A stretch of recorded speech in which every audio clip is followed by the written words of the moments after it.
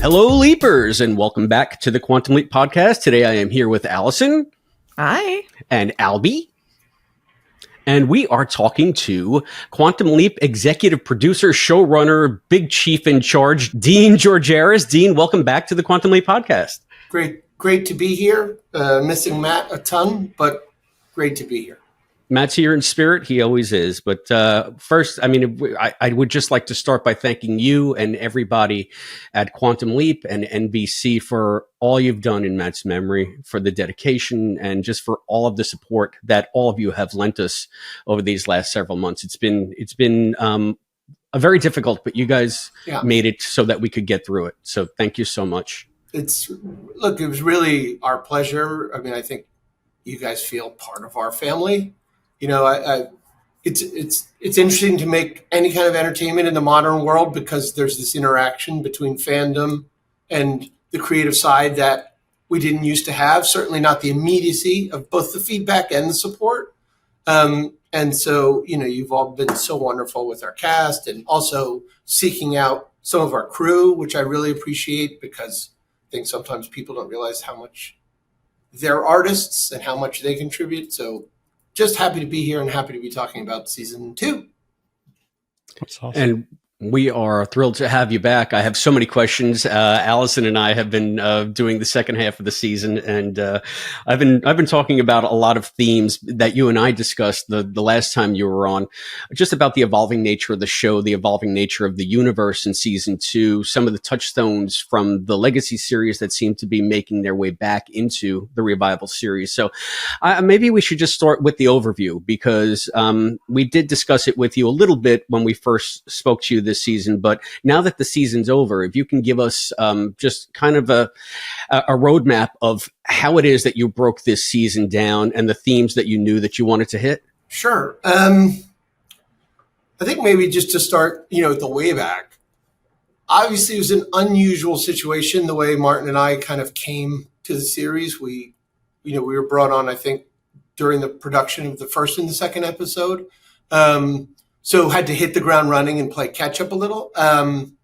And, you know, what we inherited, which I think I've said before, I completely understood the choices. I think they were smart, but we inherited a season that was fundamentally going to be a why done it.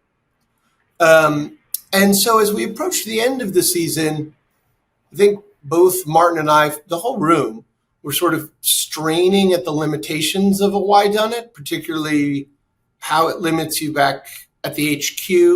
And if you're limited back at the HQ, then I think it's a legitimate question for the audience to start to go, well, why are we cutting back to the HQ? Like, it's just sort of a why done it. And it felt like that story had gone about as far as it could go. So, you know, we got to brainstorm, okay, it's kind of a clean slate. You know, we have these great characters, but fun thing about a time travel show is you can do all sorts of resets.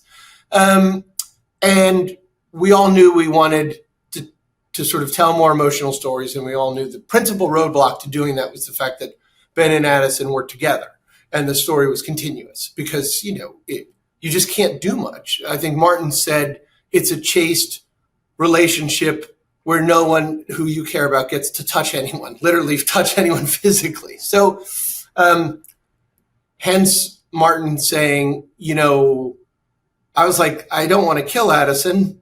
So what do we do? And Martin said, well, you know, if Ben leaps and for him, it's just another leap, but for the HQ, 3 years have gone by. That suddenly gave us the freedom to create mysteries for your characters at HQ, fill in the story eventually. You could break your lovers apart. And what I think was so important about that, for what we wanted to do, which was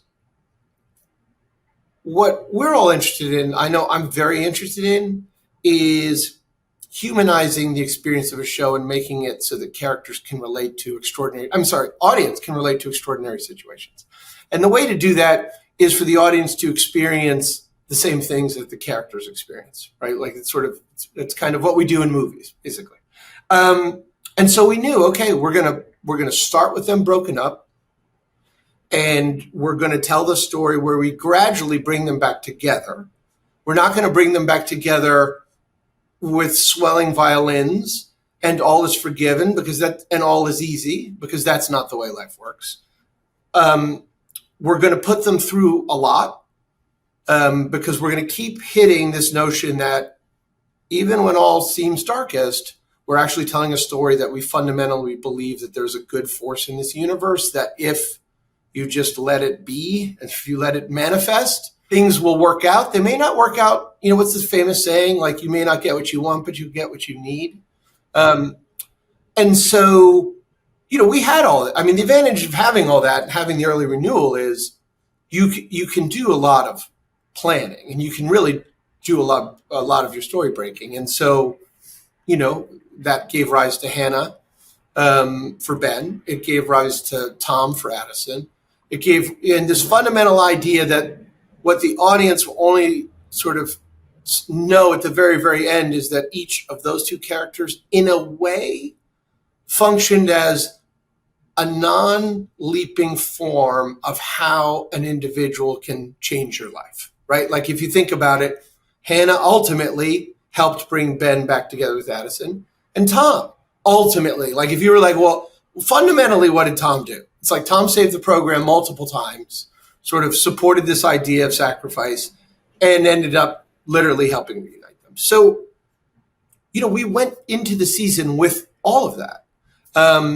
And then it was just, honestly, it becomes about you in the room arranging the cards, sort of arranging the stories. Okay, how long do we want to spend with them in the melodrama of the breakup? And the answer is, in my opinion, not move through it as fast as humanly possible, but move through it with an emotional honesty. That was our sort of touchstone. Every episode was like, well, what's the emotionally honest choice here, as opposed to the most dramatic plot choice?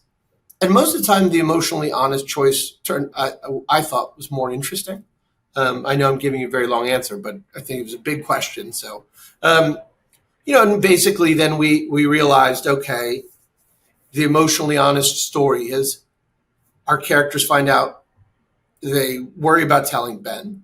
Ben doesn't need to basically be told, because the minute you see your fiance and she looks at you sadly, like you're not a dummy, they deal with the aftermath and realize, I can't work with you. This isn't going to work.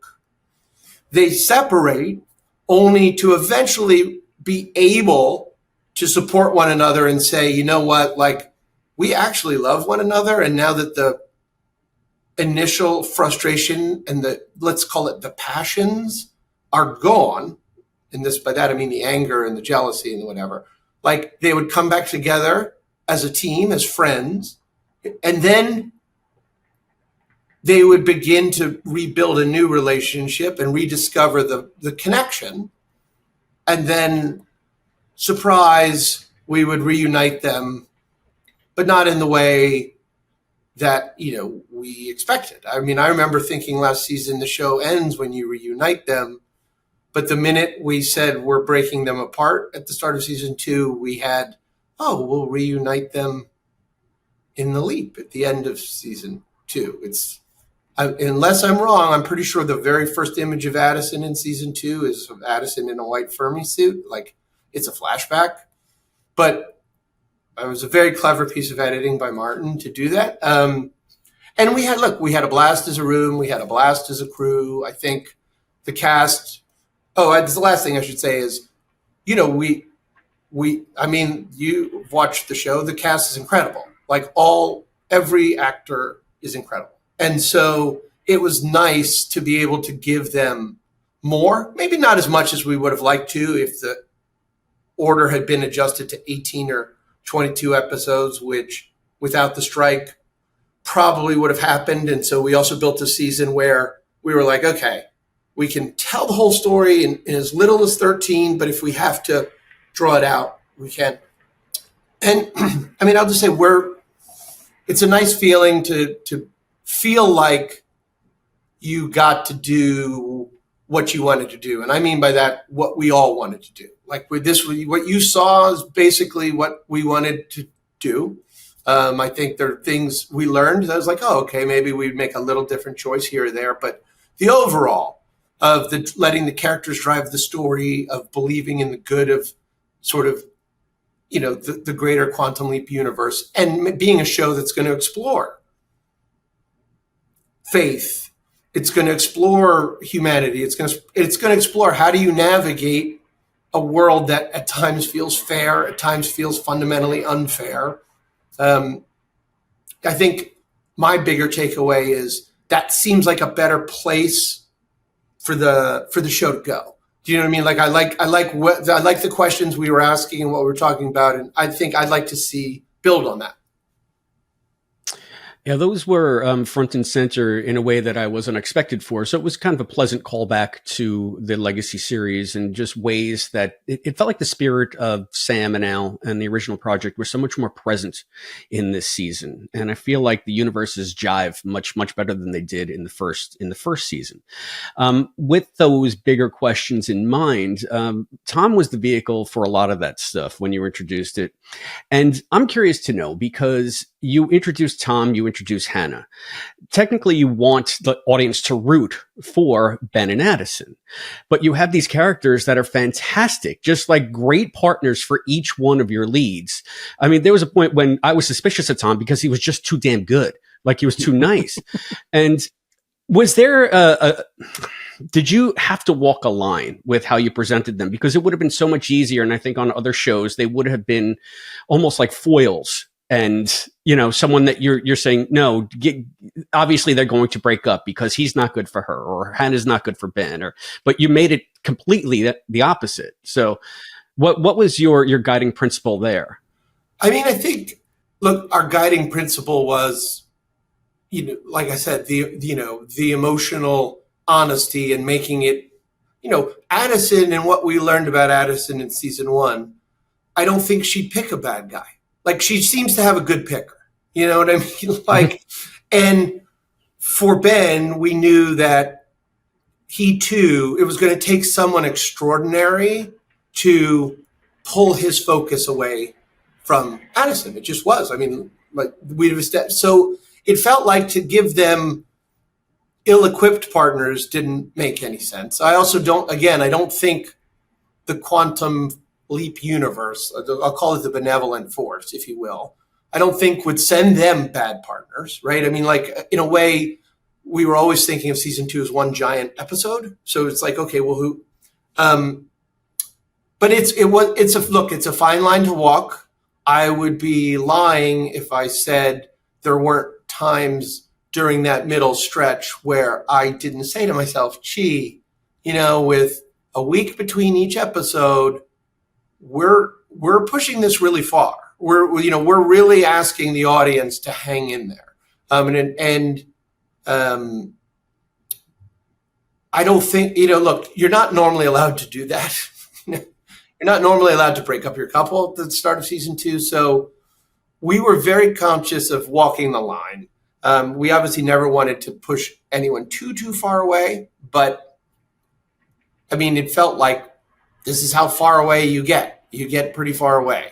And very happy when we were able to start the last phase and start to reconnect them, because for me, and especially with the strike adding a little more time to our break, I personally started feeling like, whew, like, it'd be nice to sort of get them going back together. Like, we got to, she's leaping in 13. We better start laying. And we actually did, frankly, adjust episode 11. It's one of my favorites, the one Deborah directed.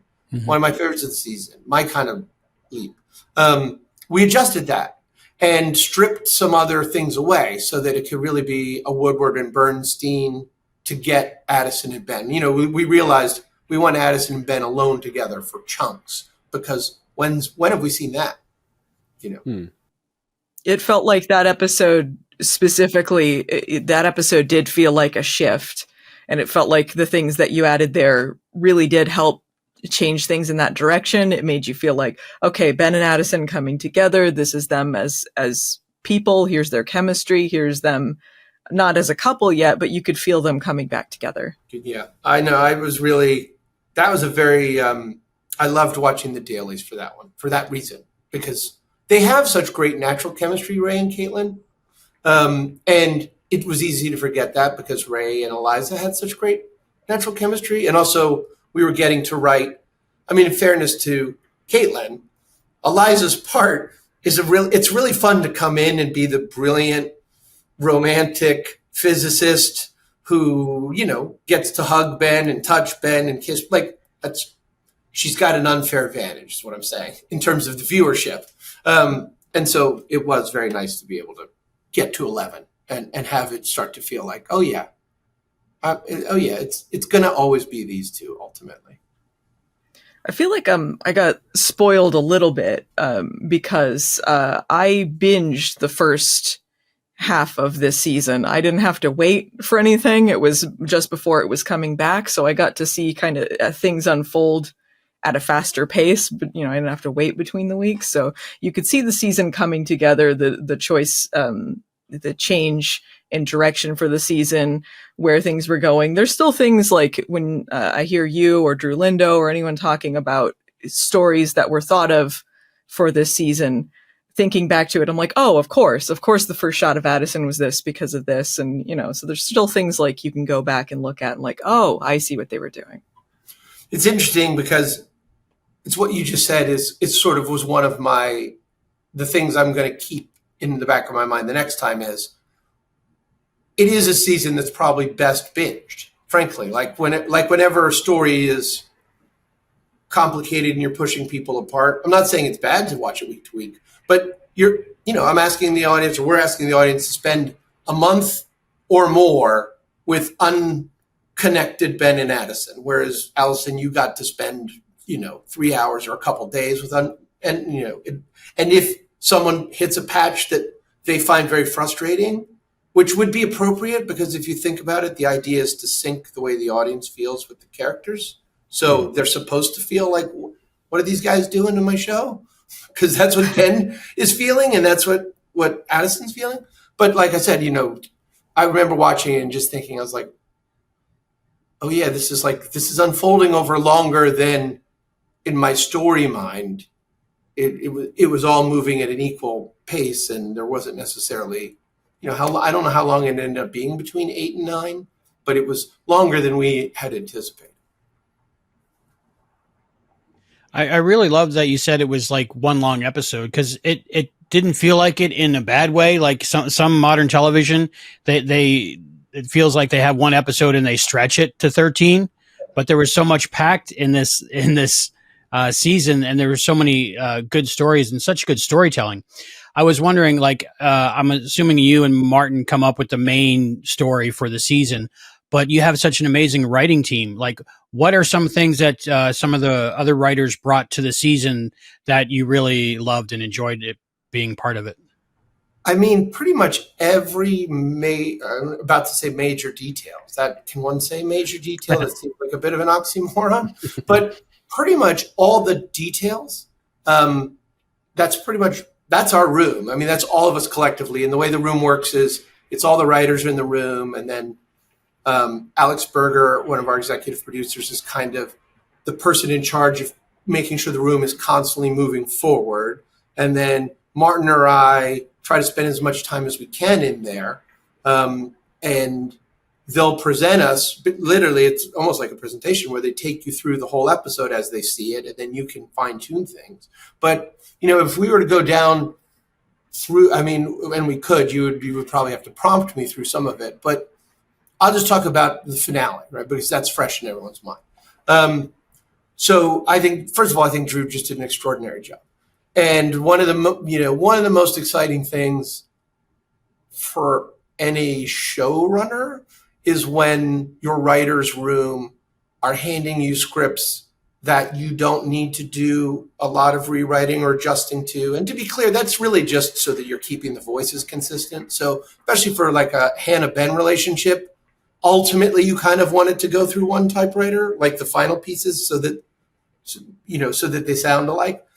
But what was amazing was every writer just sort of locked in on the voices and the tone.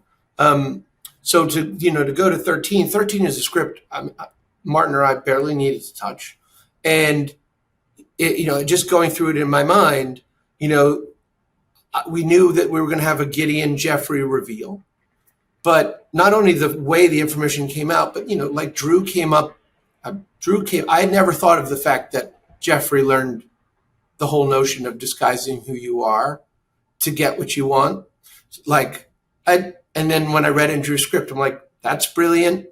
You know what I mean? Like, I knew that Magic and Janice were going to help fix it. I knew we were going to use Janice's imaging chamber, but I didn't know that they were going to come riding up in a van at a low, which is, which makes that a real, exactly the smiles on all your faces. That's what I had when I read it. And so if you go through, I didn't know how much of the Beth Janice backstory we were going to be able to put in. And we talked some about that because Drew is one of the writers in the room, is very fluent in the original, remembers it much better than I do. And so that was a wonderful surprise. And then Martin dropping in the old cue was a music cue there as a surprise. So we go through the details. That's all the room. All the minor moves are the room. It's a little bit like the way I imagine some of these big architects to work, where they draw the big sketches and kind of where each room should be.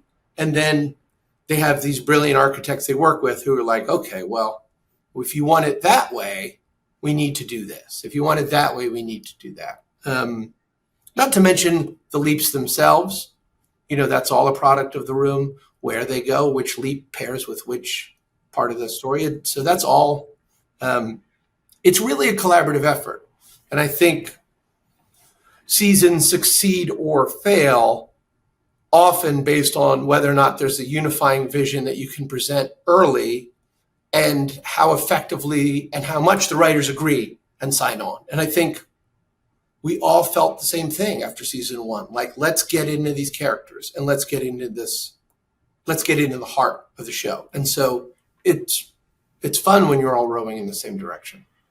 It makes Martin and I look way smarter than we are. It's like, yeah, no, we totally planned it to be. We totally planned it to be the Fermi suit. Well, I have a question. While we're on the Janice and Beth part of the story for the finale, that was a great moment for us as 30-year fans of Quantum Leap. Is there another line that you have to walk with that? Are there temptations that you feel like you need to avoid sometimes in referring to the original series too much because you want this series to be its own thing? And there's probably a great number of people watching this that don't even know the original Quantum Leap. Yeah. So how do you strike that balance? I think part of it is, by design, the room had gradations of, I rewatched the entire original again over the summer, to all the way to, I haven't seen it since I was 10. And there honestly may have been a writer in there who's like, I just never watched the original. I don't think there was, but we didn't go around the room and take a straw poll or anything. But I think the balance is, first and foremost, it needs to work for season 2. If it doesn't work for season 2, or if it feels dropped in, then if it works for season 2, it needs to be explained in a way that someone who's never seen the show can at least follow. What I love about that moment is, so I've never watched the original. I've watched, let's say, not me, I have watched the original. I'm saying, here I'm an audience member, I've never watched the original, but yeah, I really like this new Quantum Leap. And I liked that Janice, and I've seen Beth again this season. I like them, I missed them. And we certainly missed them as a room. Oh, they're back. Oh, they're telling us that they're past. And remember, when we met Janice and Beth, they weren't exactly on the best of terms at the start of season 1. So for them to be presenting, well, actually, the story of our family is this story, when that was proposed, that was like double thumbs up. It works perfectly for me as a new viewer, and it services the greater series. So it goes in that order. Does it pass the season 2 test? does it pass the season 1 test? And then depending on what we talk about, how far do we go down the rabbit hole of, wait, but if this happens, does it mean that timeline is this and that timeline? And so we try to stay out of that rabbit hole because, you can always, I think, probably always find a that doesn't work if you dig deep enough. So as long as it could pass 90% of the room, we knew we were okay. Yeah, that's always a temptation, especially when you're doing an hours-long podcast every week, to find all those details and say, well, this doesn't align with this, and how does that jive with the original? And it's something that we have fun doing. But I can tell you, as a time travel fan and a Quantum Leap fan, the overall story of this season worked beautifully. And there's maybe one question I have, but at the same time, it doesn't matter. Like, I don't care that I have that question, because of just the emotional through line is there. And I think that's where you guys really stuck the landing. Again, making us really care about these characters. I feel like in season 1, we knew we had a great cast, and we knew that they were kind of assigned roles that were preordained. In this one, you really got to explore just about everybody in a much different way. And one of the big concerns was, again, adding 2 new characters to a cast that was already so big, that had been largely underserviced in season 1. So that's another line that I think you guys walked pretty well in the room. And I just want to know, was there a time when you said, this is a little too much Hannah? This is a little too much of Peter's character? Or what was the competing thing there?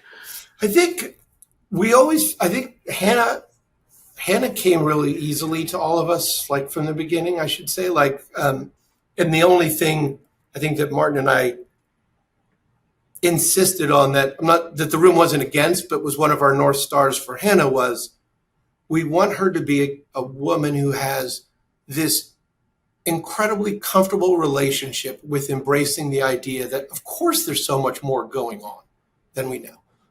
We wanted her to be someone who, in a strange way, was very enlightened, right? Like, didn't seem too bogged down. Like, she thinks of love. Like, who says love's finite? I mean, think about it. It's one thing that's clearly not finite. Peter's character, Tom, I think, is the one that we found it was the hardest to make sure we had enough of him.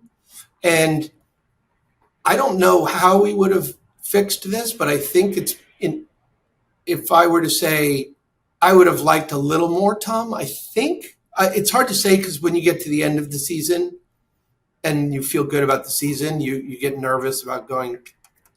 But I remember, for example, I think I worked on 8, and when I did the Shakshuka scene, I remember thinking, oh, this is episode 8. This is the first time we've really seen Addison and Tom together having fun.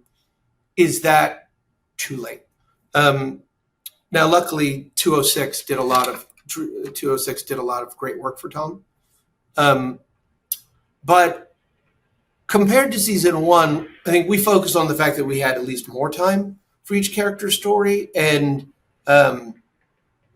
had we been able to stretch it to season more, we would have just filled in even more. But yeah, you're conscious of it. The room, we knew. We're like, where's our Jen episode? Where's our Jen moment? Because we love Nanrissa and everybody loves Jen. You're constantly looking for those. And it's frustrating when they don't pop up as soon as you want them to. But the flip side is, I think audiences can sense a shoehorned in moment. I believe that. And I think if you give me not shoehorned in, but you have to wait longer, I prefer that than shoehorned in, because I always worry it'll damage the audience's relationship with the character. And by the way, we have 5 principal characters. So it's not like we have the biggest cast on TV. It's just that we have a show that was designed for 2 characters, right? Originally. So, and look, we had all the real estate. We reclaimed all the real estate of, well, why would he do that? And let's remember, when you reclaim 10 minutes of plot real estate, in a 5-character show that's 2 minutes of character work, that's a massive amount on a network show. the principal difference between a 60-minute streaming show with no commercials and a 42-minute and 15-second show, which is what Quantum is, those 18 minutes, most of the time, one more plot move and 10 to 12 minutes more of character. So long answer is, I like my long answers, Chris. Like, we had more time than last year. So for us, it felt expansive, even though we knew we had more characters that we were balancing. It still was more room.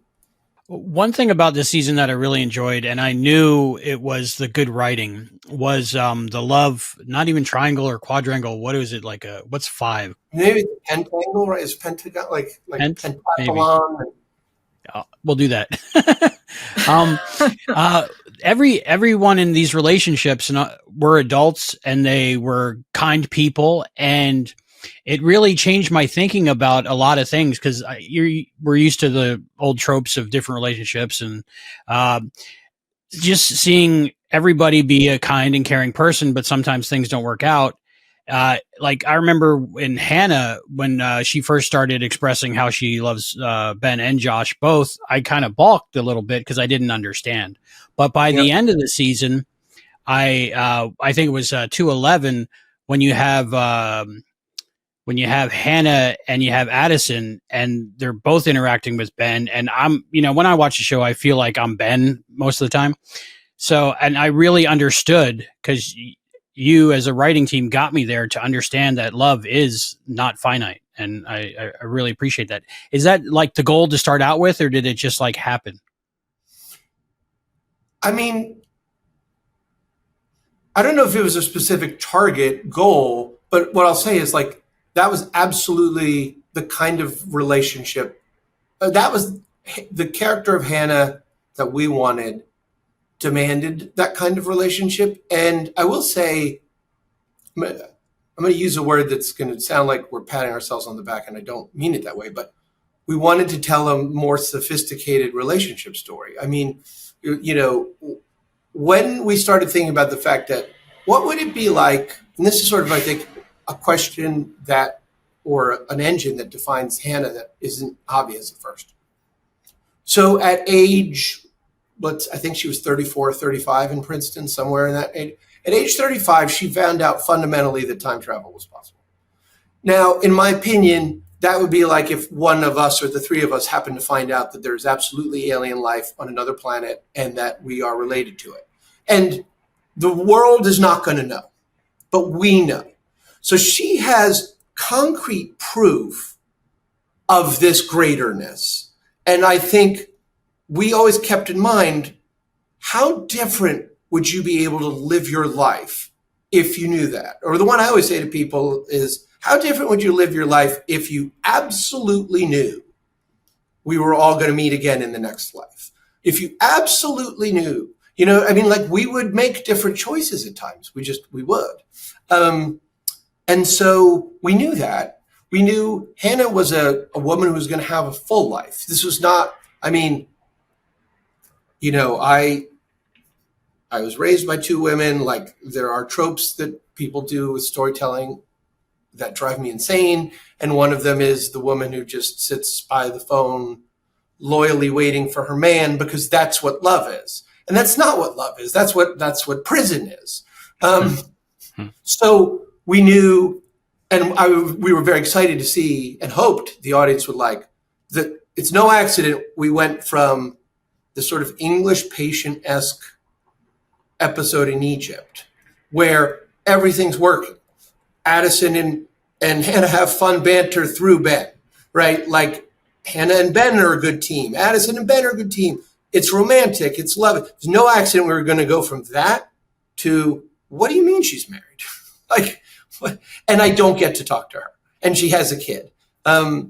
So again, long answer. That was the intention. The intention was to tell a more complicated story that moved honestly, and hope and believe that the audience would embrace that ultimately. Like, and the last thing I'll say about that is, you don't get the opportunity to do that often, certainly not on network television. And that's not a knock on network television. It's just, most of the time the way shows are designed and their engines, you know, like only maybe something like This Is Us or family dramas can you tell that. Like you don't do it on NCIS. You don't get to do it on Chicago Fire. You can do great things on those shows, and I like that. But we all were aware and appreciated the fact that they were supporting us. I mean, we thought they might kill the time jump, the 3-year time cut, when we first pitched it, just because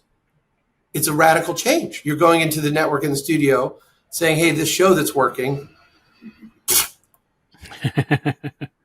And it was actually they who said to Martin and I, we totally support this.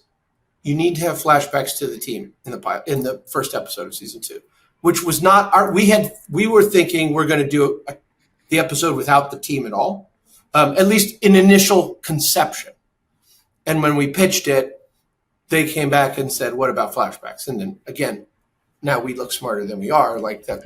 Thank goodness for those flashbacks, because that episode would have suffered had we not seen the rest of the team. We would not know why he's so hurt, right? You wouldn't know what he lost. I love getting to talk to other members of the team and how they fill me in on the rest of the process. Is there like parts of the production that people wouldn't really know even existed, but are crucial and integral to the whole process? You know, so we have a crew of 350 people, plus or minus any given moment. And the illusion, or not the illusion, the thinking is we have all the time and all the money in the world. I think you've all heard me say this before. But we don't. We have very limited resources. And there's only so much each department gets. So, you know, in talking about the process, right, you start with the writer's room. So the most precious resource in the writer's room is time. You start with a lead, but the show can either catch up to you depending on how long it's taking to create episodes, or you can end up, we better hurry. And then in pre-production, it's also time. And so our art department, which includes designing the sets, dressing the sets, you know, we're asking them with the same, so they have one crew. So it's not like they can be working on Egypt of 208 and be planning and prepping too much of 209. They have to pivot at the same speed Ray and Caitlin do, right? I mean, they basically have almost no time. So I think probably the most incredible part of the show that the audience won't appreciate is that this very small art department, I think, did an incredible job with no time, like to change from, you know, like 210 has caverns and it feels like the Goonies. 211 is a newsroom that feels like, you know, an 80s sort of thriller. All of the set dressing, the costumes, they all move at warp speed. And then once it's done, the editorial team, you know, we have 3 editors so that we can always be editing 3 episodes at a time. You know, they're looking at 3 hours of shot footage a day, let's say roughly, because in TV now, you keep the cameras running, it's digital. So just think about that. Like they're looking at 3 hours of shot footage a day, and it's a lot of it is just, you know, in between the takes or talking to each other or flubs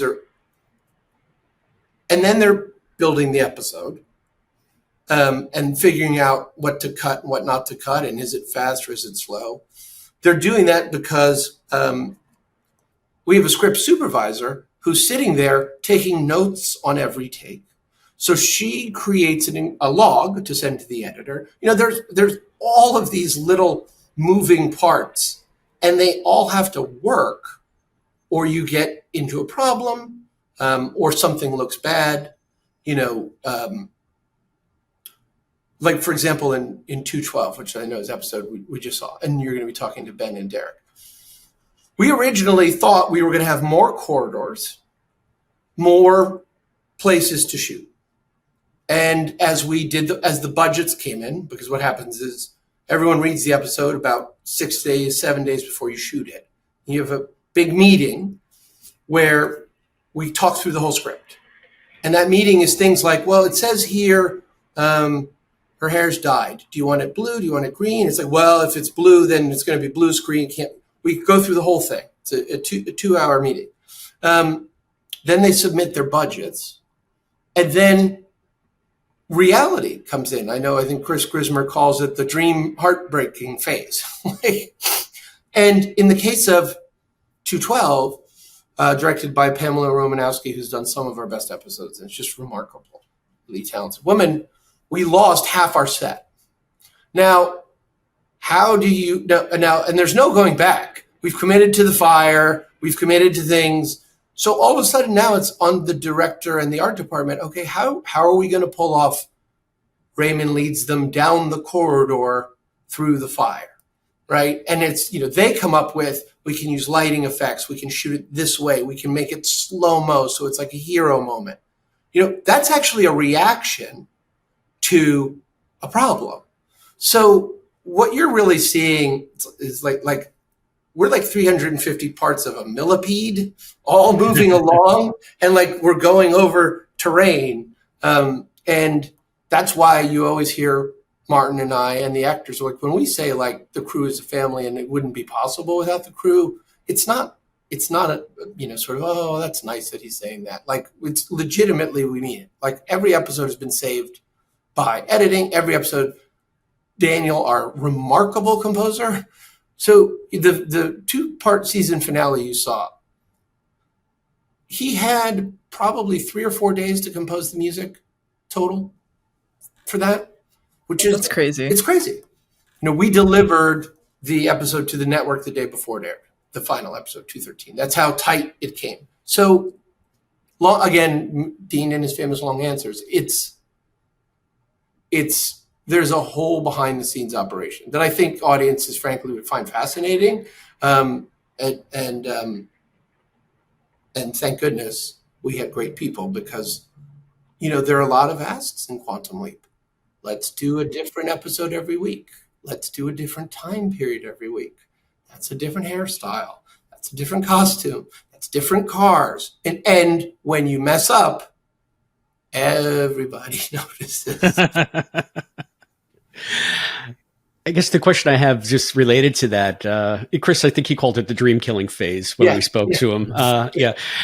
But in the end, when we're watching the episode, it seems seamless. Are there times, and I'm going to guess that maybe it's more frequently than you like to admit as writers, where you say, "Oh, we didn't need all this. This is terrific the way it is." Like, oh, thank goodness we had this limitation. Or does Yeah, I mean, that's the strange creative paradox, right? Is that the blank page is wonderful, but it's also completely intimidating because you can go anywhere. And then limitations are really sort of what allows creativity, right? You need the grit of sand for the pearl. I don't know offhand that there's ever been a time where we've thought, thank goodness we didn't have more money. But for example, again, circling back to The Outsider, to 211, which I think was called The Outsider. That's the title we landed on. Mm-hmm. Yes. One of our limitations due to schedule was we had to shoot that episode a day shorter. Whenever we have to shoot an episode a day shorter, those episodes tend to be more character forward, which I think ends up serving the show. Like if we were to go through the 7-day episodes that we shot, I think my guess would be the three of you would be like, that was one of the better ones. That was one of the better ones. And that's from a very specific limitation of time. So absolutely, all the time. And also, by the way, sometimes you shoot way more than you need. The original Ye of Little Faith director's cut came in 10 minutes long. So we cut out 10 minutes of things. And sometimes you've shot less than you thought, and it necessitates actually going back and adding a scene. Can you think of anything specific that was added because you were short on time? Yeah. If you went back to season 1 to Leap, Die, Repeat, there is a scene between Addison and Magic, I believe, that was added because that episode, because of the nature of the the repeat, that episode it moved faster than we expected. And so we were like, okay, well, what else can we put in here? What's on our list of what's on our wish list? But again, think about this. Then we go to production and we ask our production team to find time in the schedule to do it. And then, we're asking costume department to bring those costumes back. Like it's, like I said, every little decision, it's funny. In a way, a show is like Quantum Leap. Like every decision has a ripple effect that changes the world. That's exactly what it's like. I really wish we knew someone at the show so we could see those longer versions, those first cuts that come in 10, 15 minutes long. What I think you would all be surprised by is how important, people say this all the time, but let me tell you something. Music, the mix of the audio, the right pacing, they're so important that I could absolutely tell me your favorite episode and give me a day in the editing room where all I'm doing is adjusting minor things, and I could take it and you would say this episode's terrible. Like it's really interesting with rare exception. I think our finale, especially the second hour of our finale that Drew did, it'd be pretty hard to mess that one up in editing. And our editors never do, but our editors do save us. And the process from first cut to final cut, you're often really scared by the first cut because there's so little time to assemble it. Like I said, they've really and they want to be loyal to the script. And sometimes being loyal to the script, well, that worked great in script. And now you're watching, you're like, oh my God, how long is this thing going? So, I can look into seeing if there's any way for you to see a 52-minute version of Ye of Little Faith or something like that. But I would bet that you'll like the finished episode more. I don't think there's any episode that I wish you could have seen the longer version of. Ultimately, I don't think there are any, because that's just a credit to our editing team. I think that's great. That's like the kind of stuff that you want to keep for like extras on a DVD set or something like that, because deleted scenes, I think they have their place in sort of the broader fandom community. But at the end of the day, I don't know that I've ever watched a show incorporating deleted scenes, except for maybe the motion picture, Star Trek motion picture. But, and that's an event in itself. So I think that you're right on the money there. It's a lot of the times it's on screen because it needs to be on screen, and the stuff that got cut for a reason. So. Yeah. But, people like Matt would have reveled in all of that stuff, though. So, I mean, it does have a good place in fandom, but ultimately you need to get the general viewer involved in the story and keeping that story going. Yeah. And, and you guys struck a good balance with all that stuff. Thank you. Thank you very much. So I think that it would be really difficult to get the pacing down in 42 minutes, because there is a lot of story to tell, and there's two different stories to tell, because you got the future, you got the past, etc.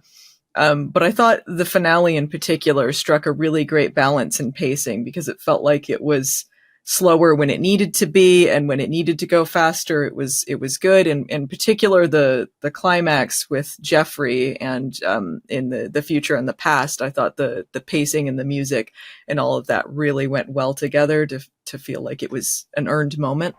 Yeah, it's very satisfying when something that worked. If reading the script, it worked great. You felt it. So it was very satisfying that. And, all credit to Ian and to Daniel, and to Martin, because he oversees the editing ultimately. They nailed that. They absolutely crushed it. One thing, and this isn't an answer to a question, but since we're talking about pacing, I think one shift we made this year, which we didn't say out loud, hey, room, we're changing it this way. But we shifted to a slightly more movie/cinematic-esque way of writing the individual scenes in the show. Now, what do we mean by that? In general, in television, it's a dialogue-heavy medium where, your visual resources are limited. So the way you deal with that is you write great back and forth dialogue, and often it draws things out, right? Like artfully done by Aaron Sorkin, maybe more mechanically done in some of these procedurals where it's like, so-and-so is from here. Yes, that's where they went to school. When they went to school, they got an A. Whereas if you were to go through this season, I think one of the things you see is there's a remarkable economy in the way the writers wrote the Hannah story or the Tom story. In terms of, it doesn't feel like we used less dialogue to all of you or more visuals, but we did. And it wasn't conscious. It was just sort of a collective shift. And I think it's one of the reasons we were able to pull off as much as we were able to pull off. And listen, we still have times where, Gideon has a long monologue in 213 where he explains backstory.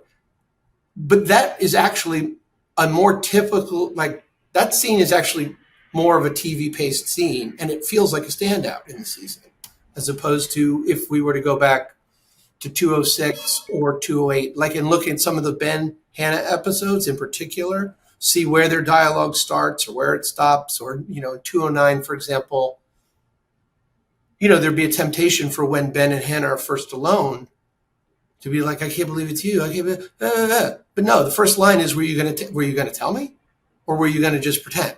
And that's because the writers started at that line, you're able to, in 5 lines of dialogue, do what you might have done in 10 lines of dialogue. And there you go. Now the scene is 45 seconds long instead of a minute and a half. And it's more impactful. And it suits Quantum Leap better, because Quantum Leap is a movie every week. That's really what it is. It's a movie every week. Beginning, middle, end, introduce a bad guy, introduce a good guy every week. Did having a final 5 because of the strike and the break, and also finding out last minute, I'm guessing, or while you're still in production or post-production, the 2-part finale, did the timing of those impact just the storytelling you had planned at all? The honest answer to that is we purposely, as I said before, the series the stories were designed to be able to resolve in 13 if need be, I think, and stretch, just like an accordion. But we purposely waited to fill in the details of 9, 10, 11, and 12.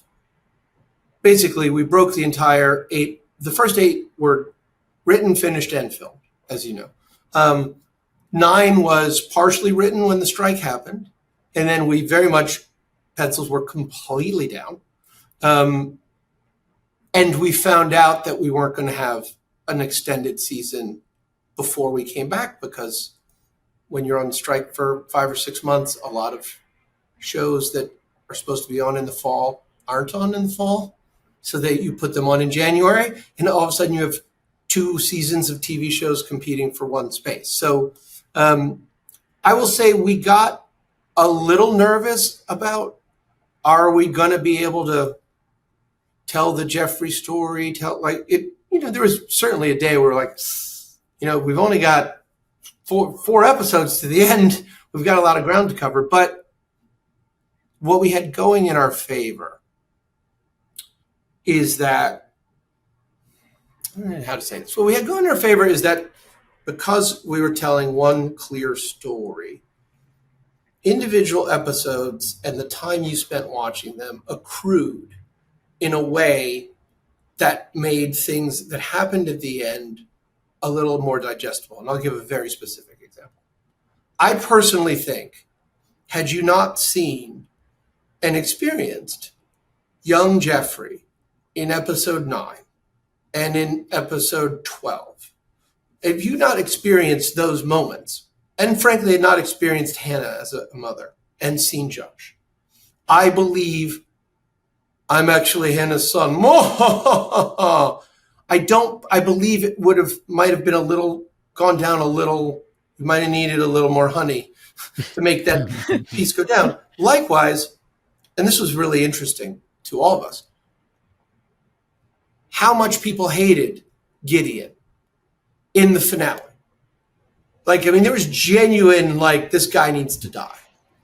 And I fully believe that's because the audience had spent a season with Ben, with Hannah, with Addison, with this team, and been like, you son of a gun. These are good people. This is noble. You know, like everything Ben says to him about that's not how quantum, like we've lived 11 or 12 hours of that, all of us as a group, as an audience.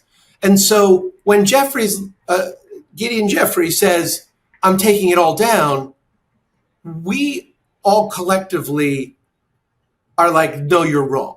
Whereas if that's your first episode, it's purely plot. And to circle all the way back, for better and worse, the challenge of season 1 was we didn't have that.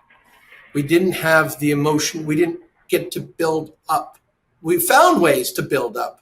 But in this, by the time the bad guy shows up and says he wants to undo the world, we've lived it. And it made Ben's decision to help him rather than hurt him that much more effective, because you really hated him, but it was more in keeping with the spirit of the show and with the spirit of Ben's character and all of that, to ultimately say, like, everyone deserves a second chance. Let's make things better rather than worse. Yeah, it's funny that circling back to details. So when we first were building the finale, we knew we wanted Ben to impact Jeffrey's life, that it was we were going to do that, which I in particular was wary about just because it's a little saccharine if handled poorly. We did not have, he's going to go to break a computer, he's going to see the computer's named after the dad, and he's going to realize that's a mistake. You know what I mean? We had, he's going to change Jeffrey's mind. And then The Room came up with the process of how, and then Drew turns it into scenes and augments it with dialogue and adds things like the time as a thief runner, which is another example of something that hurts because we've been through it. And a great example of being on the set and being surprised. I was surprised when I was watching it on the set, how much anger and energy Ray had in that moment, our Ben character had in that moment, but it was absolutely true. It's a great example of you write it and you think it's going to be one way, but thankfully you have these world-class actors and they know, well, actually, I'm really mad at time. And I really hate this part of time, but it's never going to change. So that's a perfect example of how the process works. And that is also a wonderful way that they called back to Closure Encounters, because I think, again, there's that undercurrent of anger and just dissatisfaction that it didn't work out the way Ben wanted it to work out. Right. And he rarely lets that get the better of him, but it's nice to see he's human. Yeah. Yeah. It's like in, it's funny how I don't remember the names of the episodes, but in episode 4, where we flipped the convention on its head, that it's always Ben that gives the speech. And we were going to do, no, it's Ben's going to hear the speech. Mm-hmm. That makes him realize, and we're going to produce the change in Ben. He's going to realize, oh, I'm living in a dream. I'm living in the past. There's no more Addison for me. One of the casualties, I think, from my understanding, talking to Shakina, was that we didn't get our musical this season because of the strike and the reshuffling and the timing. How do you have the cohesive like season-long story arc, but then have to change up episodes? Like, I'm sure the musical would have played a part in that, but now it's a Goonies adventure. Like, how does that happen? And will we get our musical eventually, hopefully, if we get a season 3? I hope so. They're challenging on a TV time and budget, so you have to pick where you're going to do it. Just like we couldn't go to Egypt just any episode; it had to be the one we did. But the advantage is you have the story, the long arc beats that you need to hit, and those aren't going to change. But what does change is how they're going to express themselves in that episode, right? So in a musical, those, whatever those themes were for that episode, I think it was still going to be 10, you would just change the way they came out, or to go back to Closure Encounters, the fact that Ben and Addison had this dissonance, and that Ben was basically going to be like, I'm doing it my way. I don't necessarily believe you, need you to believe me. That lent itself really nice to our Aliens Real episode. If it had to have been, let's say, the Reporter episode, we would still have found, there would still be ways to, you would express the theme. You would do it differently. But what it does demand is a lot of flexibility from your writer's room, and emotional fortitude. It's not fun when you have a musical episode in your mind all worked out. You believe in your heart it's going to be great and special, and then we come along and say, you have to throw it out. You have 2 days to come up with a Goonies episode. Go. And that happens sometimes. That more or less happened in this case. I'm still trying to wrap my head around how you would work a musical episode into Quantum Leap, but I trust that you would do it. I still want to tell you some of the details that were so great, but then I'm ruining it. Mm-hmm. Right. So there's always it can't be done in the future. Season 3. Exactly. Suffice to say, it's fun to drop someone into a cast of actors. Mm-hmm. I like that. I'm trying to convert Christopher into a musical fan. He's not. He's more of an opera fan, and I'm even taking him to a Broadway musical in a couple of weeks again. So Ben could drop into Don Giovanni.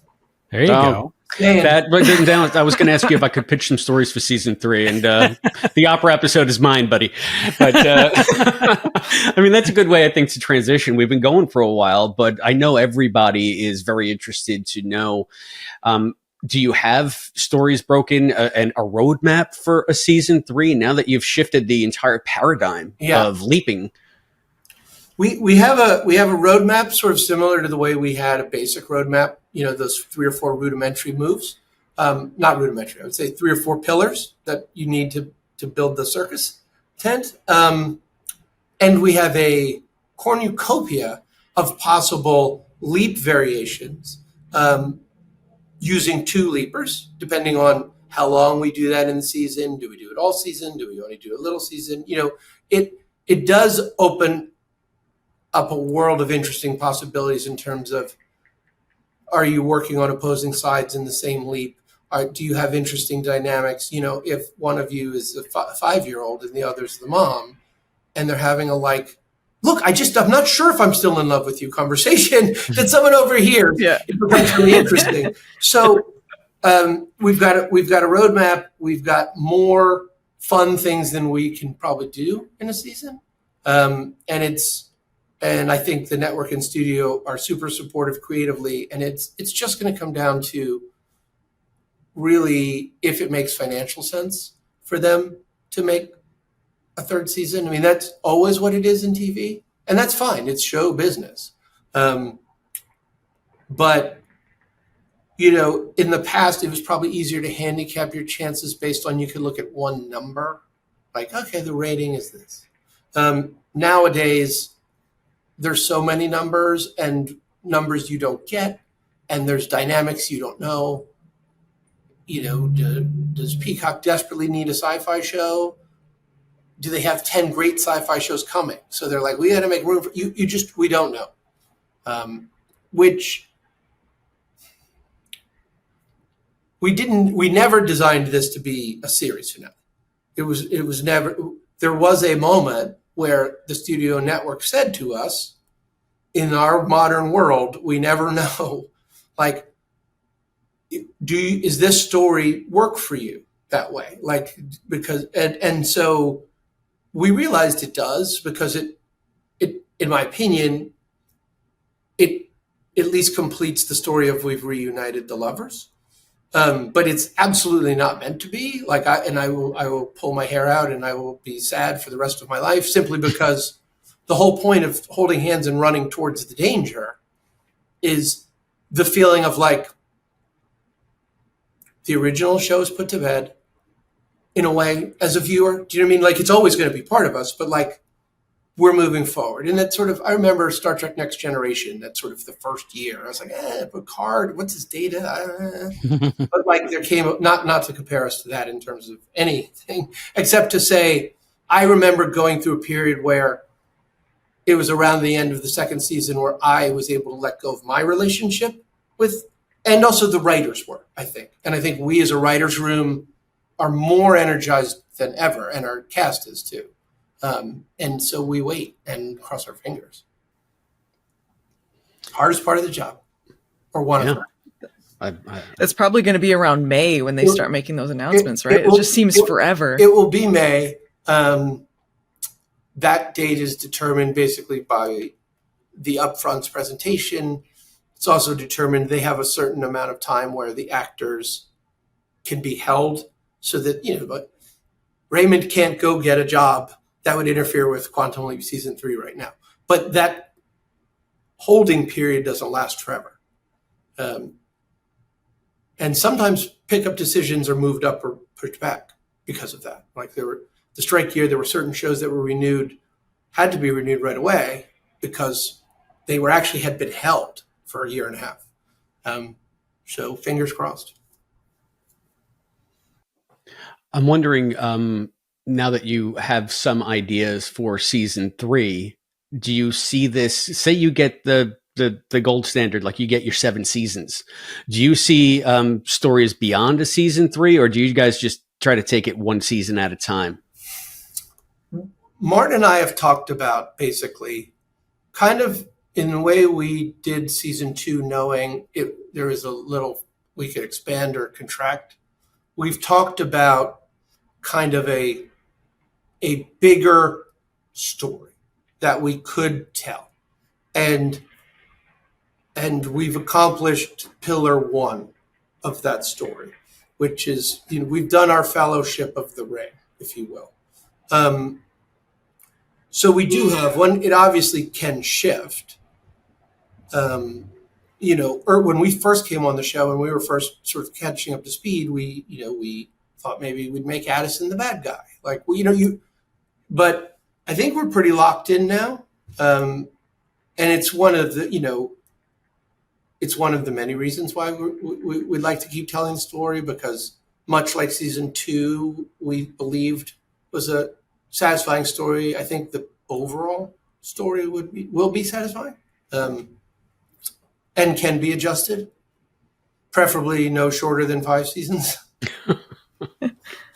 People who listen to the show have heard me ask this question before, but because I'm so endlessly fascinated by the creative process, as we were talking about in the beginning of the episode, how it's kind of daunting and how you need that grit to make the pearl.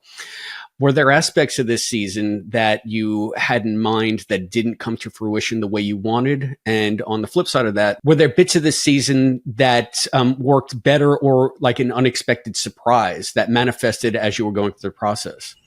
So usually that's an easy answer, right? Usually it's, there were a ton that we didn't do and there were a ton of surprises. I would say yes to both, but it's a smaller size.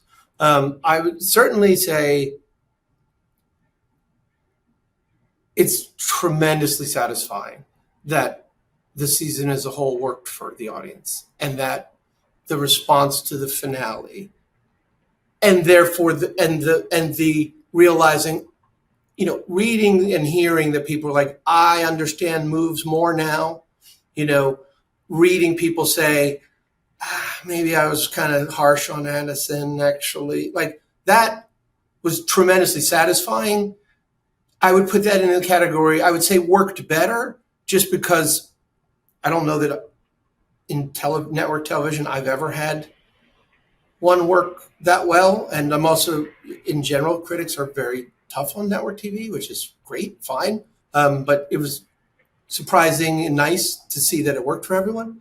The stuff that we didn't get to do was pure sort of stretching out the character stories. Like, it would have been nice to do a little bit more with Magic's alcoholism and recovery. Now, that doesn't necessarily, we talked a lot about whether or not we were going to portray a relapse, and there were a lot of reasons we we didn't want to do that because I think most of which is that we've seen it a lot. And so, but an episode where his knowledge of the recovery process and of could be really brought to the forefront. We would like to have spent more time with Jen and Ian and Rachel, frankly. So there are personal stories that I wish we had more time for. The Ben and Addison, we were able to really cover pretty much all of it. And Hannah, that's, by the way, let's just acknowledge for a minute, Peter Gadio and Eliza were spectacular. And Eliza, it's very emotional. You feel it. I think Peter's excellence is in a way sort of more, it's a more subtle excellence because he's not getting to play as many big things. But yeah, there are more character stories to tell. But this is high on the list in terms of what you saw is what we wanted you to see. That was really satisfying. I have a couple silly questions like I always do. The time jump, is that something that we're going to stick with, or is that something that's going to be abandoned or come up again later? And again, the alternate reality that most of our cast lives in now, is there any way to keep that going or reference it? Or is it just something Did the time jump not happen in the end? Did I miss that? No, I think the time jump still happened.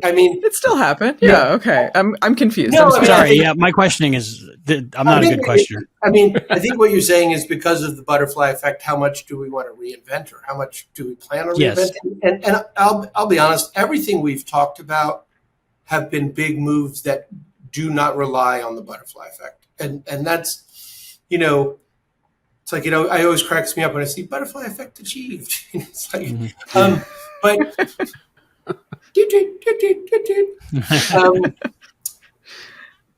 I personally am in the camp of I don't like going too far down the alternate realities. I don't like in different media and different circumstances.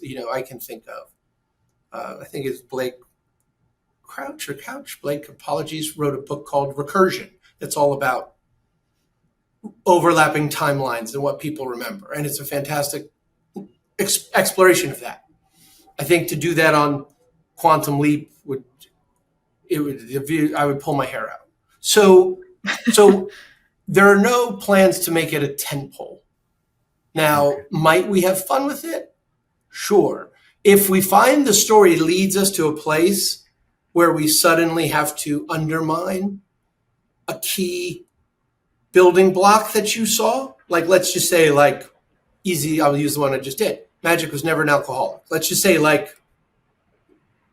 we're watching him become an alcoholic. And then Ray's like, how could you do this again? And he's like, what do you mean again? If the story takes us there, sure. My gut is that it won't take us anywhere where that is too major, if that makes sense. Because my head, I don't know, doesn't your head, you're all so good at it.